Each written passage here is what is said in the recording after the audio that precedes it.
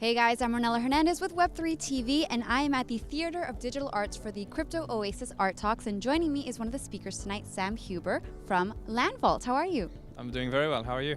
I'm great. I really loved your speech. It was a great talk, and I wanted to ask to learn a little bit more about what you said about there being a supply problem when it comes to creators, the builders of the metaverse. Can you go into that a bit more?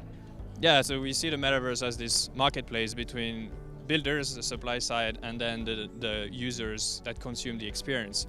And a lot of people, if you look at the press around the metaverse, say that users do not want the metaverse, this is why no one's there. And our argument is people are not there because the right content hasn't been built, the right reason for people to go hasn't been built. So that was the main argument. And the reason why we know that is because we look at gaming.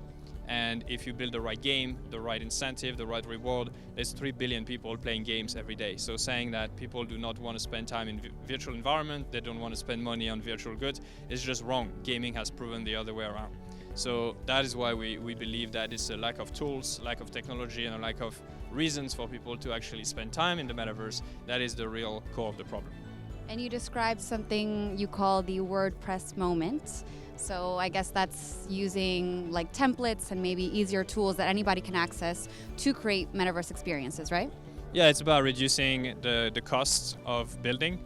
One of the reasons why there aren't millions of people building in the metaverse and therefore aren't millions of reasons for you to enjoy it is because it's still a very expensive process. It takes weeks, it costs in the hundreds of thousands of dollars to build something decent, and technology can help actually decrease the cost of that by using generative AI to simplify some of the processes, using technology to deploy the content, just like the internet has been through the same evolution of building a website. Is basically free. Back in 1995, it cost about $1 million. Right. So you envision a world where there are standards for the metaverse, just like there are standards for the internet. That's right. Yes, this is one of the things that we're building, our protocol Matera, which aims to index metaverse experiences using the same standard, so that whatever you build, wherever you deploy it, you can always go from an experience to another, just like you can always move between different websites. That's one of the fundamental reason why the internet was successful is there's only one internet. You're not moving between internet, or you can't go from one website to another because they use different standards. So we're trying to recreate the same standard for an open metaverse. Gotcha. And so you also mentioned that you are thankful in a way for the winter, the crypto winter and the bear market, because it allowed you to like really assess your company and the value that you bring to your clients. So are you truly thankful? One side of me, yes. Because it enabled us to ask ourselves the right questions, to really dig deep into what's working, what's not working, and make changes. And sometimes when you're under pressure, this is when you have to make changes, and therefore you make the right changes.